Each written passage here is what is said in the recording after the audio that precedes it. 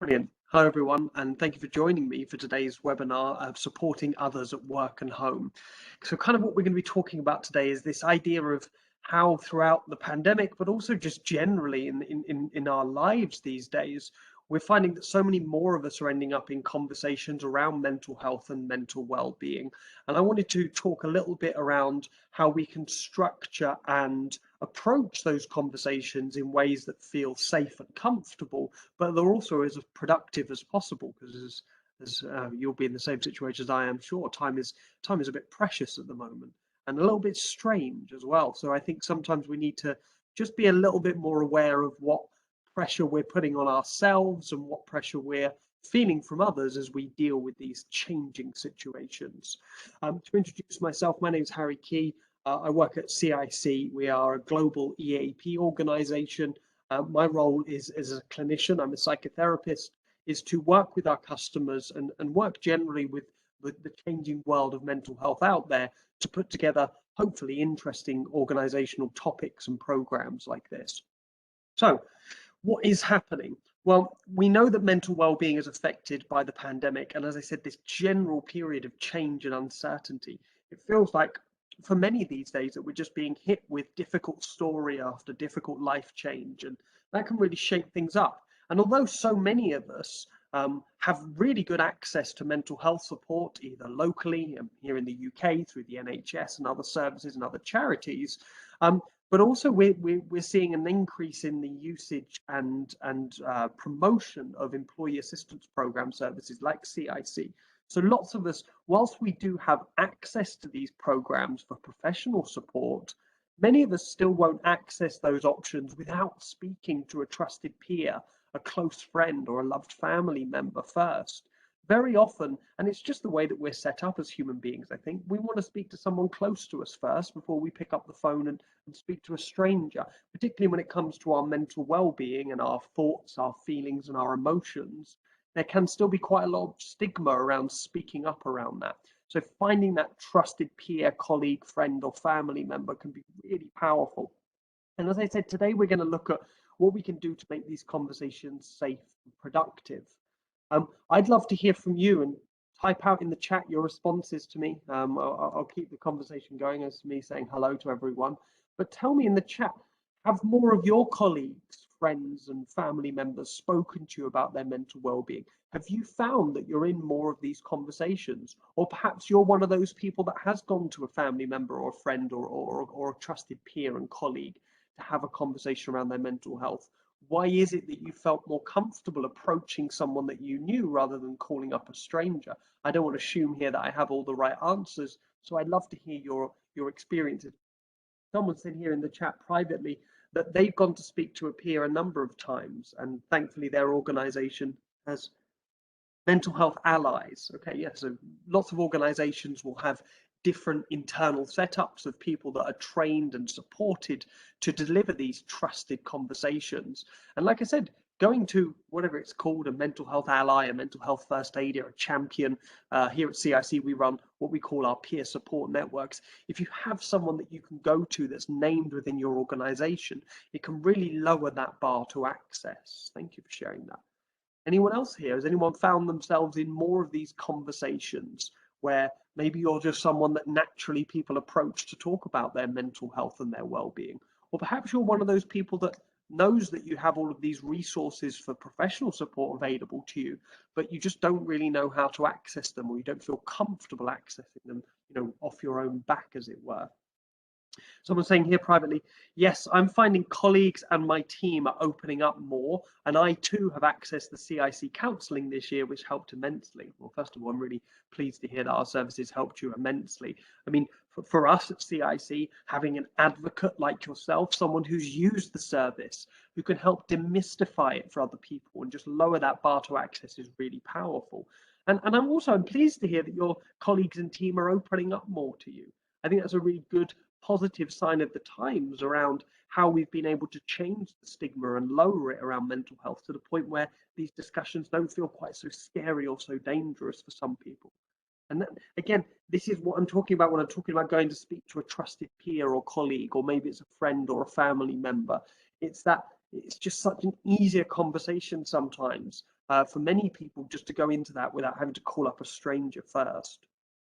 Someone else saying here privately, I was previously an occupational health nurse, and so people approach me. Yeah, I think sometimes when you've had when you've had some sort of experience of supporting the well-being and mental health of others, I don't know if people can sense it in you, or there's a kind of empathic approach that you naturally have because of that. But yeah, we do find that once people start opening up to these kind of conversations, then there can be a bit of a kind of overload sometimes. We'll look at that in a little bit. Thank you. Someone said here privately, we operate mental health first aiders in a business. I'm one. However, many of the people who come to me have been signposted from first conversations with their peers or colleagues. Yeah, so that's quite natural as well. You know, some people might not feel like I don't know, organizationally developed program might feel just as scary as opening up to a professional psychologist or psychotherapist or counselor. You know, if it's something that's being promoted and pushed by your organization, first of all, that's a really good thing. But second of all, that can scare a few people off. So they might want to go and speak to a peer or colleague first. And that peer or colleague has done a really powerful thing in signposting them to you as a mental health first aider. And we're going to look at that signposting tool a little bit later, because I think that's so often minimized. Someone's saying here privately, I'm currently a manager as well. I've also needed to speak about my own mental health issues. Yeah, I think it's really important that we remember that even mental health first aiders, even psychotherapists and counselors like myself will sometimes need to find somewhere we can go to talk about our own well-being, be it physical or mental as well. Someone else saying here, both really, colleagues needing more support, but my issues, I've had conversations with colleagues, friends and family, and we have mental health first aiders and an EAP program at work, as well as wellbeing events. I'm now having coaching. That sounds really positive. So those options, it's really good that you're really aware of all those different options, mental health first aiders, EAP programs, and wellbeing events. If you're one of these people that naturally gets approached for conversations around mental health and well-being, I really recommend arming yourself with all the options available, and we'll touch on that a little bit later. Thank you for these. These are great comments and questions. Keep them coming. Someone says here, I've spoken to my managers, but feel as though sometimes it's used against me when I've trusted them with information. Yeah, this is a really key thing. You know, when we are exposing ourselves, when we're opening up to someone about our private life, our mental health and well-being, our, you know, what's going on in our personal life and things like that, we're walking a tightrope sometimes, particularly when we're talking to someone within our own organization. Because yes, many people can offer me a confidential discussion, but there's always going to be limits to that confidentiality. And we're going to discuss that in a bit more detail recently. I think now, from the way you've said it, it doesn't sound as if there's any specific need for someone to break confidentiality, but actually, because your manager knows this information about you, it seems like it might have influenced other decisions or other conversations they've had, which is a real shame. Someone else saying here, I'm also a mental health first aider, and though I didn't get people reaching out as the office was closed for a very long time, I've been promoting the use of mental health first aid. I see it as an ideal that we should try to stop talking about mental health as a separate issue to just health. I'm with you absolutely. I think this idea of a parity between physical health and mental health and just generally talking about health, I think that's the main aim. I think that's the end point for increasing the conversation around mental health. But for many, I think it's still quite important that people feel that there are distinct, explicit spaces where they can talk about their mental health, and we are being explicit that it's allowed, because the culture and the environment in many places still isn't quite there 100% with this parity. I think we still have to be quite explicit that there's spaces for mental health conversations. And look, as a mental health first aider, if you're feeling that people aren't reaching out, I think, you know, this promotion of mental health first aid is a really good idea, but maybe speak to your other colleagues who are also mental health first aiders. Talk to them, find out what kind of conversations they're having, how people end up coming their way. This is one thing that I hold really dearly because I run our peer support networks here at CiC. I think mental health first aid is a really good training program, but sometimes it lacks in that idea of well, okay, what are we going to do? Now we're mental health first aiders. Does our name just go up on a poster board somewhere in the office that people aren't in anymore? Or do we do something else to promote? Do we do something where the mental health first aiders get together and support each other? That's one of those key things that sometimes these programs are missing. Cool. I really appreciate your comments here, and thank you so much for joining in. I'm going to ask for a lot more of that as we go on. So first and foremost, I think one of the most important things that we need to do when we're starting a conversation with someone around their health, be that physical, mental health, or just generally about their well-being, we have to set some boundaries. I don't know how many of you have met a psychotherapist like myself, but we love this phrase, boundaries. I talk about it in just about every webinar that I do. But these boundaries, these rules within which we are going to communicate are really important because they set how safe and comfortable we feel. They set the limits of what we're going to be able to do because we are not superheroes, we are not special.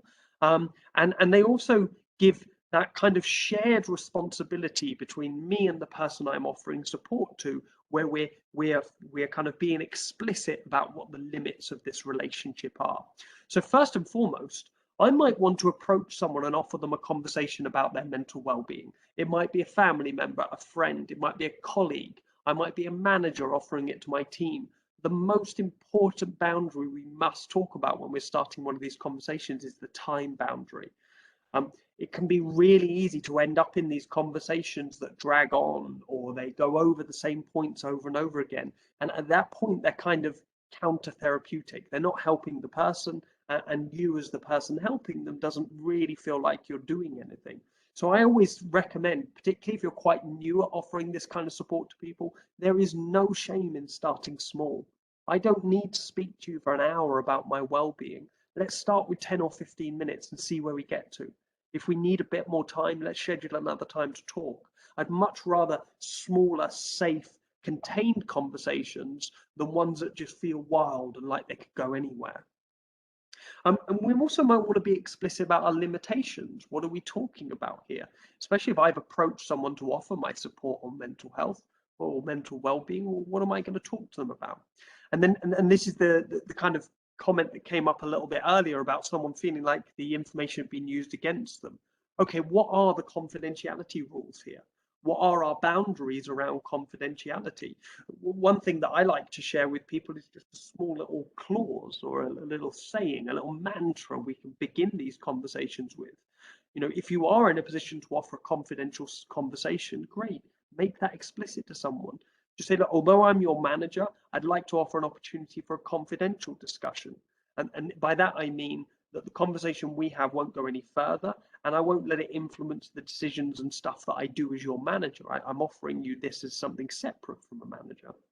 Now, there are limits to that confidentiality, and those are usually pretty simple, but something like, you know, the limits are if you tell me something that makes me concerned for your safety or for the safety of someone else, then I'd like to have the opportunity to involve other people in the conversation, but I will always try and speak to you about that first.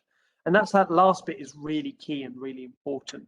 If I'm going to break confidentiality, maybe someone's told me something really risky, maybe they've talked about harming themselves or ending their life, I don't need to run off and behind their back go and tell someone else about it. Can I share it with them first?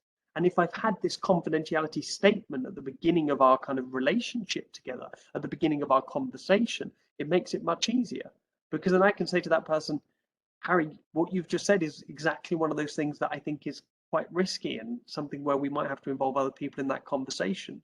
Here's a few options. Which would you feel most comfortable with? That is such a nicer way of breaking confidentiality than waiting till that person's gone, then calling the police or ringing an ambulance or something. So think carefully about what level of confidentiality can you offer, and can you be explicit about the limits of this confidentiality?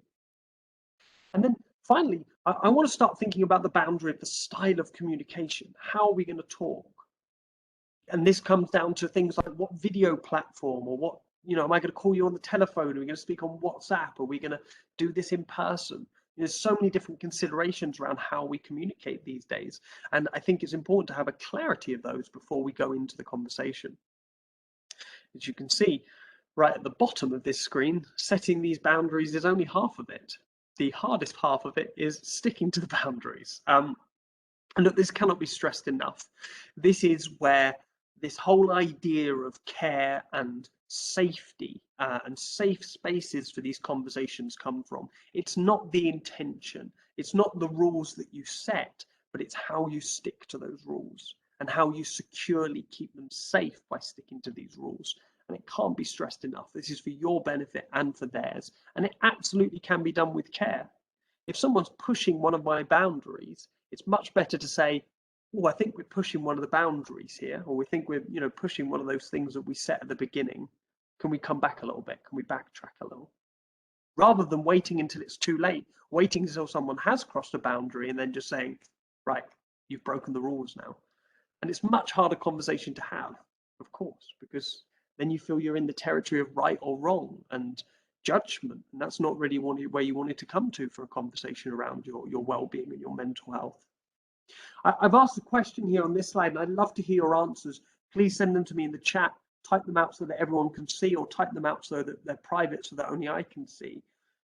Thinking of yourself and imagining that maybe, let's say, a colleague or a family member or a friend has approached you and said, hi, Harry, I'd like to have a quick chat about mental health. I know you talk to people about this all the time. Can we have a chat about it? What boundaries do you need to set as an individual? What do you think are the areas of difficulty that you get into most around these conversations? Because we all have our kind of personal limitations and our personal fragilities. But for me, it's time. I'll be really, really honest. Sometimes, as you can probably tell in these conversations, I get a bit too interested in hearing my own voice. I like talking quite a lot. I'm used to being quite quiet and still as a therapist, so this gives me an opportunity to be a bit more open and talk a bit more. So when I'm starting a conversation with someone around their mental health, the first thing that I do is set the time limit, and I set it hopefully intelligently. I think about the person. I think about my existing relationship with them. Is this going to be a complicated conversation? Does it seem like it'll be a simple one? And then I'll go back to them. I'll say, look, I've put 20 minutes aside for this conversation. Does that sound okay to you? And I'll let them share in that development of it with me. I never feel like you have to make one decision that fits all and is set for life, like one of those commandments chiseled in stone. Human beings aren't like that. We're very flexible, and so we have to be honest about that. Paul said very bravely in front of everyone, not actively listening. Yeah, active listening is a really tough one. It seems really, really simple. I've got a slide on that next, Paul, actually. We'll have a bit more of a discussion about it, but active listening is much more difficult than you think, and it can be quite tiring. If I'm as a therapist seeing clients in a day, I know that there's a limit to the number of sessions I can have with clients in one day before I'm emotionally, but certainly kind of just physically quite tired from it. Someone said here privately, being clear on when I'm available. Yeah, that's a tough one, particularly if you're a busy person and people also come to you to talk about their mental well-being. Sometimes it can be quite hard, and we want to jump straight at the opportunity to talk to someone. We want to give them as many options as possible. One thing I like doing, and you might want to do this too, if you're someone that knows that you're getting these conversations coming your way, look at your diary and see if there's an hour that you can put aside once a week where, should someone approach you or should you need to speak to someone about their mental well-being, you can just say, oh, and I keep 4 till 5 p.m. on a Tuesday free for this. Is that okay for you? Or I keep 4 p.m. till 4:30 p.m. free on a Thursday, on a Tuesday, or whatever it might be. Think about the time that you're offering people as well as the time limit. And that clarity on your availability can be much better. One of the phrases that we like to use here at CiC, and I quite enjoyed this one, it's much better to be reliable than available. I don't really like it when people say, come and talk to me anytime, my door's always open. Is it? Particularly in the times of working remotely and hybrid working, I can't see your door. I don't know if it is open. I don't know how to approach me. Maybe you're my manager, or you work in the HR department as well. I don't feel comfortable or confident in that. But if you can say to someone, come to me and we'll arrange a time to talk that suits us, much better. It's much better to be a reliable person than someone that says I'm available all the time. So I wouldn't worry so much about that. Next person, Stephanie said here in the chat, making sure you're in an appropriate environment. Yeah, that's a tough one. And look, it depends on where you're having these conversations, right? Some people have got vast offices with lots of private spaces they can find quite easily. Many of us are still working from home and separated and remote, so we think that would make things easier, but actually I'm at home, my family and my friends are around, or my children are running around my feet. I can't find a space to have this confidential, private conversation about mental well-being. So it can be really, really difficult. One of the other things I like to do around appropriate environment is think of what I consider an appropriate environment. So me, Harry, as a mental health professional, what do I find is a good, safe space for me to be having conversations with my colleagues? Here in my bedroom. I find that a very safe space. The door is closed. I've had to move bedrooms recently to another one while some DIY going on, but as long as we can negotiate those changes, it can be okay. But then I want to give options to that other person and just say, look, I'm here. This is where I am having this conversation. Or why don't we meet here? Give someone a few options. Don't feel like you have to come up with this perfect space to have the conversation in and then expect everyone else to find it perfect too. So I just have a few options in my back pocket and share them with people, Stephanie. That would be my best advice there. Um, Someone says here, when, where, how long, and how. Yeah. Online, phone, or face to face. A bit flexible, but up to 15 minutes over, but not usually. And more than 2 hours online for a meeting at once is too tiring. Yeah. I think more than 2 hours for any conversation around my mental health is far too tiring. I want to keep these reasonably to half an hour at a maximum. If I've had a conversation with someone and I'm not a mental health professional, if I'm having a conversation with someone for more than 30 minutes about their mental well-being, we're in the territory where they're really relying on my support sometimes, and it can get quite tricky then. So I want to be kind of brief, but give enough space for the conversation to have, um, a kind of a natural beginning, middle, and end. But I can almost guarantee you, if you're really clear about the time limit from the outset, and then you set the space, you find a safe create a safe space for the conversation, all you really have to do is shut up and listen and give them space to be heard. If they know the conversation is going to be 15 minutes, they'll naturally form a beginning, middle, and end of that. And then all you have to do is 2 or 3 minutes before the end, just say, look, we're just about running out of time, but if you'd like to speak again, why don't we get out our diaries and have a look at when we can talk next? That's a great way of ending what can be quite a tricky discussion, because I'm not saying to you, right, 15 minutes is up, get out of the room. I'm saying 15 minutes is nearly up, but here's an opportunity to speak to me again. Even if that opportunity to speak to you again is in 2 weeks, 3 weeks, a month, it doesn't matter because I know exactly when I'm going to get to speak to you again about my well-being. And I feel supported by you that whole time. Kind of one of those reasons that weekly therapy appointments work quite well. Yeah. Yeah, definitely over 2 hours is too tiring. I've done quite a few online trainings. I've delivered quite a few that are longer than 2 hours, and you can see the difference. You can see people's attention going. Heidi said here, I always say I will try to help them as much as possible and listen, but if I'm out of my depth, I signpost to more appropriate services. Great.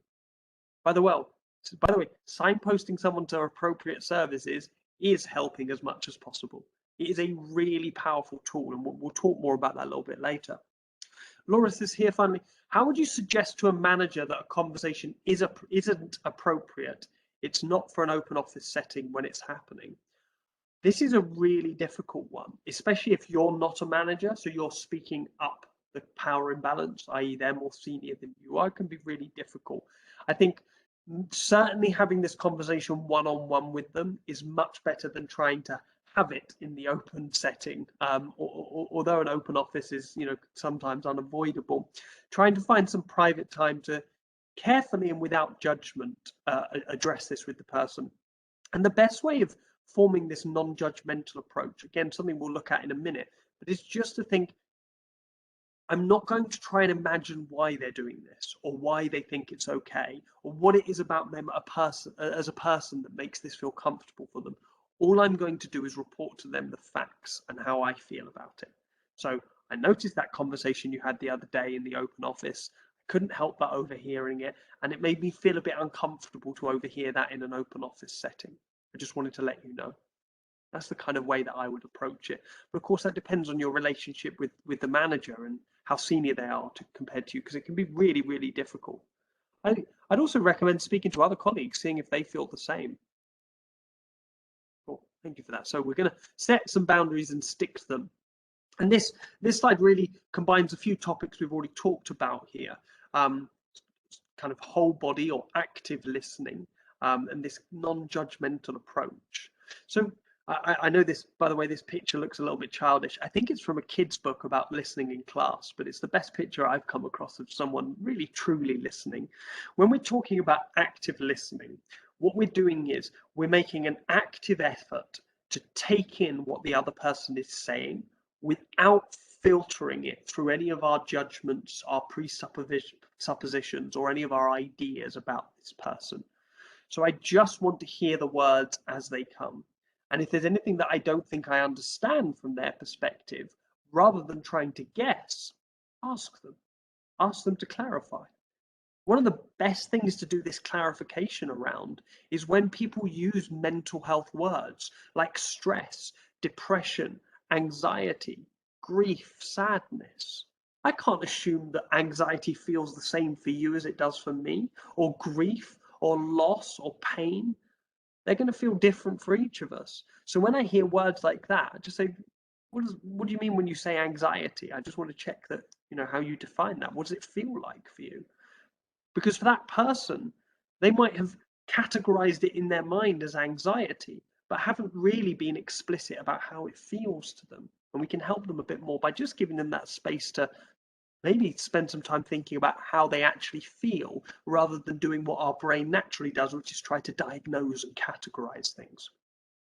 Definitely remove any distractions. My favorite distractions in the world, mobile telephones. Make sure they are on do not disturb mode, turned off, chucked over the other side of the room, next door, whatever you can do. But keeping them away is a really powerful way of being kind of quite explicit about, I'm paying attention to you now. And you can invite them to do the same. Here's a tip that I've come up with since the pandemic. If you're one of those people that has more than one computer screen on their desk and you're having this session or this meeting or this conversation online, turn off your other computer screens. Only be on the screen that that person is on and that your camera is facing. That way, I'm not looking over here while I'm talking to you, because my screen is over here where I can see you, and my camera's over there where you can see me from, because that can be quite disconcerting.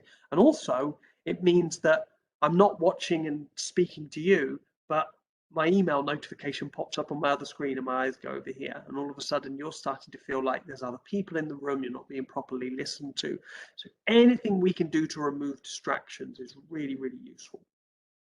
And then the next one, and this is snuck in here on this slide, being non-judgmental. Such an easy thing to say, such an easy thing to demand of people, but so hard to do.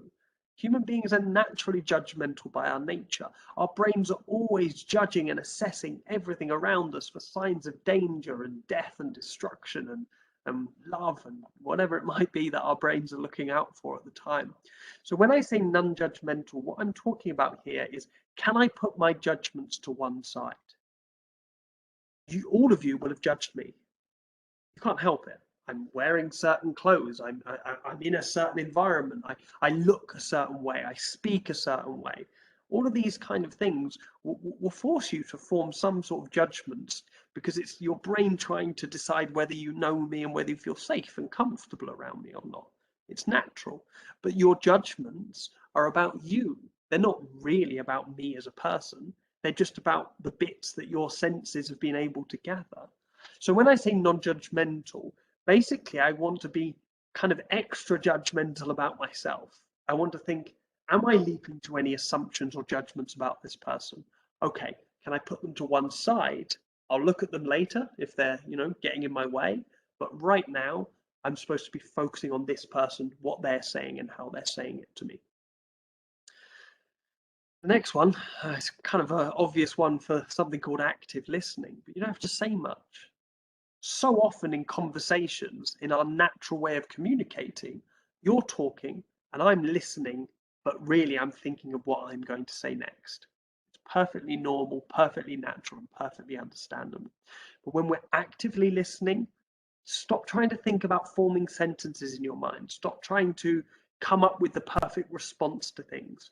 I'd much rather we sit in silence for 30 seconds while we both gather our thoughts about what we've just heard, rather than you trying to hear me and work out how you're going to respond in the background.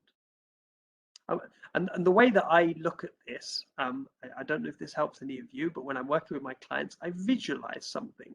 I'm looking at the person and I visualize the words that they're saying just kind of literally washing over me like a sea, like an ocean. That way I'm kind of bathing in their words and thinking carefully about what they've said, not about what I'm trying to say, or not trying to make sense of it for myself. I'm just listening to the words that they've said. And this way we can slow things down a little bit. Remember, if someone's coming to you as a trusted colleague, a peer, a friend, or a family member, when they're opening up and they're talking about their mental well-being, this might be the first time they've ever said these things out loud. They don't need you trying to jump in there and fix the problem and solve the situation from them. They need to hear it too. So as human beings, when we put something into language, we need to hear it as well. And you'll be so surprised how often someone gets to the end of talking and you think, right, now's my time. I've got to jump in with something clever, or I've got to, offer them some options or do this and signpost them. But if you just give them 30 seconds, they'll say, oh, I didn't realize I saw it like that. And they'll carry on. They've got more to say. So trying to be a bit more comfortable with silence will help us with those kind of things. And then have you gone in pre-armed? Do you know where you can refer people for further support? It's okay if you don't. If you get to the end of a conversation, just say, look, I think there might be a few options for where we could go next for a bit more support on this. Let me go off and have a little bit of research and have a think about it, and I'll come back to you. There's such a strong response to just hear someone, listen to them, and then just say, I'm going to go away and think about it. I'll keep what we've discussed confidential. I'll do a little bit of research, and I'll come back and bring you some options. And we'll talk a bit more about signposting later. And then just be on the lookout for warning signs. I'd love to hear in the chat. We'll move on, but if you come up with any of these ideas around supporting others and listening to others, things you're looking out for, what kind of signs you're trying to spot in people, type them out in the chat and we'll collate them as we go through. I've put together a few do's and don'ts for support and listening. We've already talked about a lot of these, but speak in a private place wherever possible. It can be in public, like a cafe can be a private space, but I just share with the person in front of me, just say, look, I don't know anyone that's around me, so I feel comfortable chatting here, but take a look around, tell me if you feel comfortable. Give people options. The worst thing when you're feeling fragile and vulnerable around your mental well-being is to feel like you're not in charge and feel like someone else is just leading you down a path. Help the person to focus and remain on topic. The aim here is to support.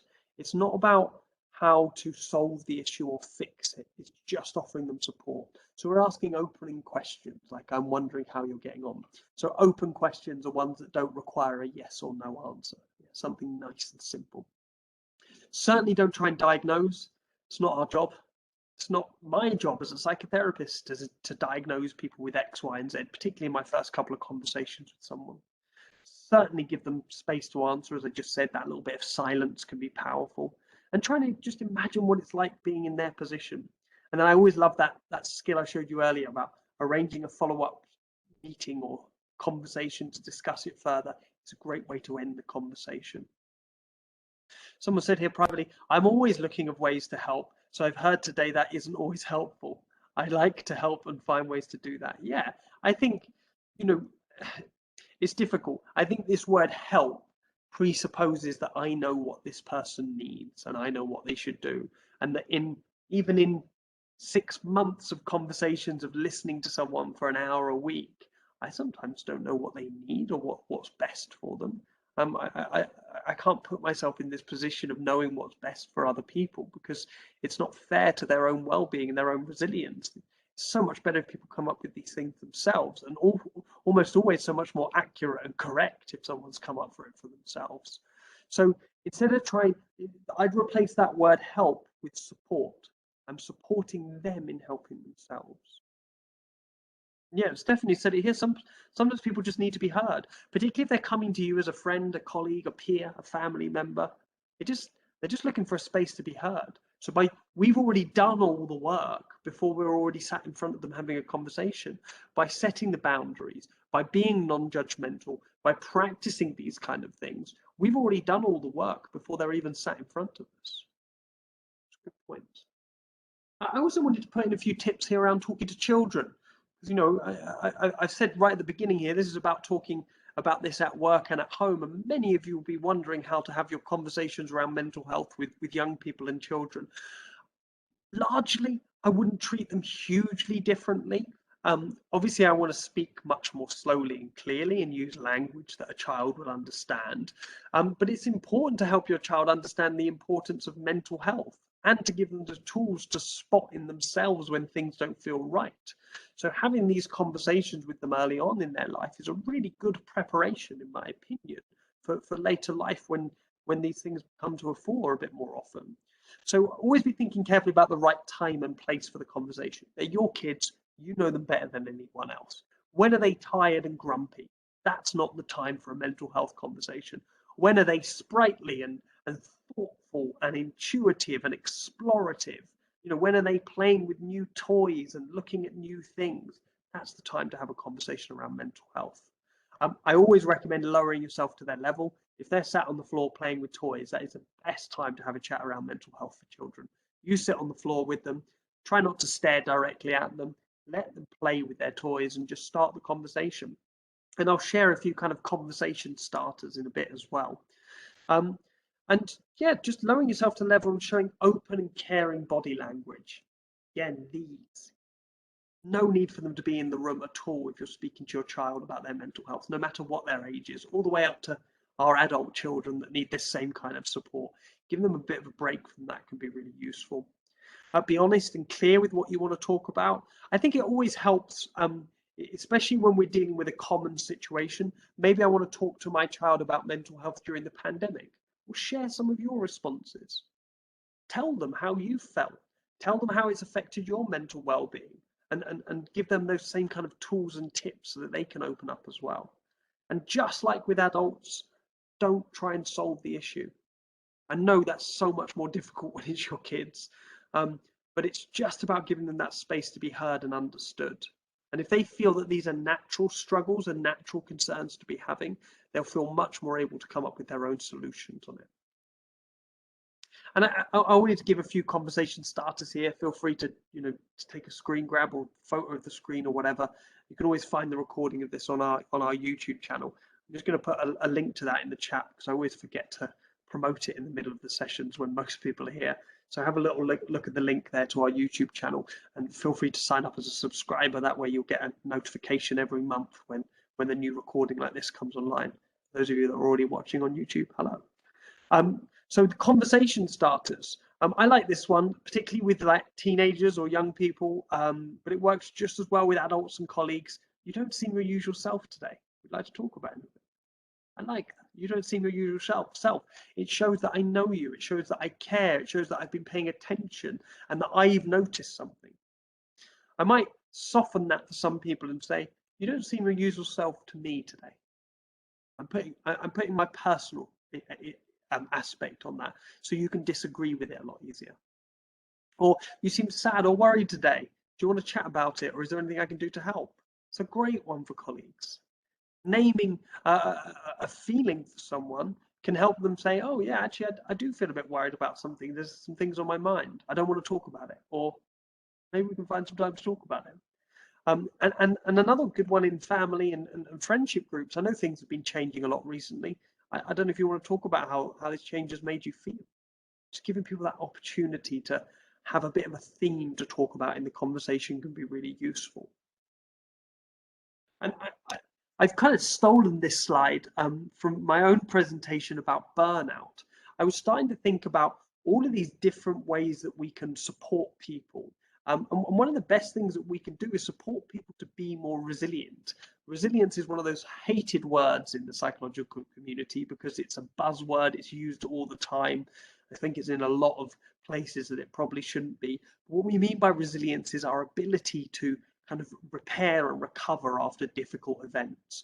And if you're speaking to someone and you notice that things are going a mile a minute, they've got loads of information, they've got loads of stuff, loads of emotion, loads of anger, frustration, sadness, aggression, all of this coming out. If you can suggest a bit more of a resilient response for them, you'll be really helping them out.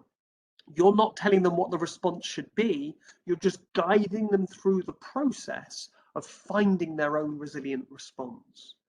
So sometimes I'll be speaking to someone and say, look, can we just slow down for a second? I'm hearing a lot here, but I want to try and make sense of it all. Can we just take a breath for a minute? Just take a slow breather, collect our thoughts, and then we can reflect and we'll go over the points that you've said so far, and maybe we'll try and think of what options you do have. Because so often when someone's mind's going a mile a minute, really all their brain is doing is saying, alert, alert, danger, danger, danger, there's the exit, bash on through it. When in reality, if we slow down and reflect and try and consider all the options and kind of broaden this horizon and see, okay, actually there's a few other exits, there's a few other ways out of here, and then I've got more of a choice, then I'm addressing this kind of thing with power. And look, this doesn't have to take long, 30 seconds. Just slow down, breathe, and I'll share a breathing exercise. And if you can be the one that suggests this with other people, it's really powerful. Oh, colleague Bianca in the chat. In my experience, saying a yes no question to my 5-year-old results in a response of no or I don't know. I tried to start an engaging activity or offer a snack, and then just a general open topic about what we're doing. Perfect. Yeah, I really like that. An engaging activity. Young people, particularly, you said they're 5 years old, particularly a 5-year-old is going to engage with you conversationally much better if their body and their mind is engaged in a simple task, doing a puzzle, playing with a toy, having a snack or eating something. I think a lot of parents out there will agree. They find that their children open up to them most when they're sat in the car driving. There's nowhere you can run away to. There's nowhere else you can go. You don't have to look at each other directly in the face, but you're kind of on the way somewhere together. I quite like that idea of you and your 5-year-old sitting together, having a snack after school or after, let's say, university, nursery or whatever it is. Yeah, and just finding time to open up about a topic. I think that's brilliant. The next thing I wanted to talk about is, if you are someone in a position supporting others, what are your vulnerabilities? I think it's really important that we notice what our limits are for kind of topics or conversations we might have.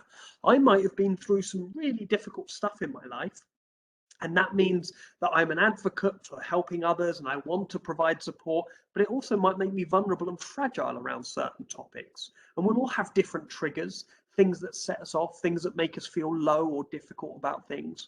So it's just a little reminder that being aware of this really does help. Self-awareness and what things are difficult for us is vital if we're going to go into conversation around the mental health of others. Let's say I had a really traumatic accident when I was younger. Let's say I was in a car accident and friends or family members were hurt or died, or I was hurt or whatever. If I'm sitting with someone and they start talking about the same kind of thing, I might be a bit too close. I might then start dealing with my own past trauma and trying to fix them, because really what I'm trying to fix is what I've been through myself. It's a really common thing, particularly around traumatic things. They can really draw us into wanting to help others. But if we get too drawn in and too close with these things, we end up hurting ourselves and the other person that's come to us. It's much more responsible that if someone goes down that route or starts talking about really serious mental health concerns, it's just stop them. Just say, look, I hate to stop you there. I'm really pleased you felt comfortable enough to share those things with me. But I think we're kind of pushing the limits of the severity of things that I can help with. Why don't we have a really good look at what the other options are and where we can go for a bit more professional support on this? If you can be the one to comfortably and carefully suggest to someone that there's a next step here, that's the best that you can do a lot of the time. So yeah, knowing these vulnerabilities really, really does help. The next thing I wanted to talk about is signposting. I've mentioned this word so often. And options, basically what we're talking about here. Be aware of all the options for further support. A cheat sheet is a really cool thing to have, particularly any of the managers or HR advisors sitting here listening. If you can have on one piece of paper, it doesn't have to be pretty, it can be handwritten or scribbled, a list of all of the support options to you and your colleagues, or if it's in your family, a list of people they can call or friends they can speak to, stuff like that. If you can have a list of this, a little cheat sheet, you can pop back to it whenever you need to. and say, you shared something with me there. Actually, it might be quite useful for you to speak to our employee assistance program with CiC. I've written it down somewhere. Let me just grab my piece of paper. Yeah, here's their 0800 number, or you can email them. I really recommend getting in touch. And that recommendation from you as a trusted friend, family member, or colleague can be a massive way in making sure that someone gets the support they need.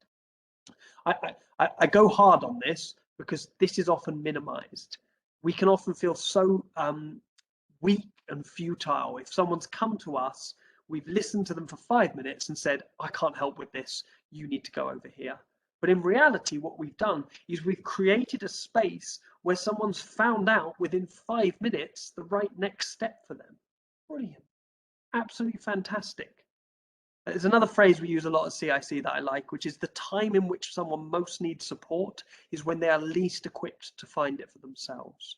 So if all they do is come to you and you go through a list of all the options of where they can go next, you are doing the most powerful thing in peer-to-peer mental health support than the professionals could ever ask for. Then you can go an extra step if you've got the space and the capacity and it feels comfortable. Maybe in some cases, you might want to speak to their employee assistance program or their GP with them if they feel unsure, particularly if someone feels unsafe and it feels very vulnerable for them. But always check with yourself first if it feels appropriate. Don't agree to these things in a conversation with someone. Go away and have a think about it. If you notice yourself in conversation with someone thinking, oh, I can do loads to help this person, stop, slow down, think about what you're capable of, what your capacity is, and then think about what options you'd like to present to them, and then let them choose. There's one extra added tip. Only give options that you're happy for them to select. Because if there's one in there that you want to offer, but you really hope they don't choose it, 9 times out of 10, that's the one that gets chosen. And then help them choose. Spend some time reviewing the options, explaining what you know, offering to find out more with them, offering to do some research with them. Again, doing this with someone for so many of us is so much easier than doing it alone.